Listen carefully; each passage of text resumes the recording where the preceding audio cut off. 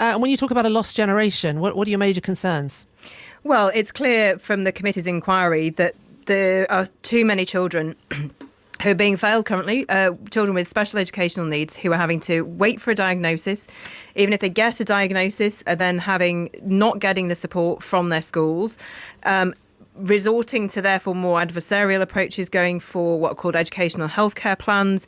Many of those then get refused. They have to go through an appeal process, the parents. And so we have got potentially a lost generation where even if there is action taken today, which, there are changes coming, unfortunately, there are children who have just not had the support that they need to learn, to be educated, not getting that support in schools or from health and care. Yeah, and also you highlight that demand for those education and healthcare plans has risen by 140% in the last 10 years, but the government cannot fully explain to you why that is, which is concerning. What are your thoughts, having delved into it?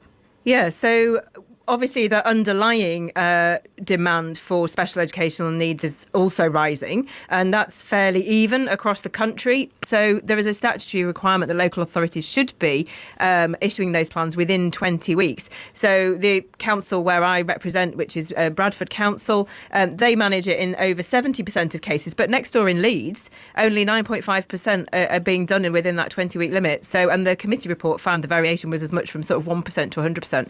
But the other point, the committee is about whether we're getting good value for money, and clearly we're spending a lot of money on special educational needs and we're not getting good outcomes for children, and parents are losing confidence in the system, and it's really, really challenging. I know as a local MP this is a really big issue for parents locally.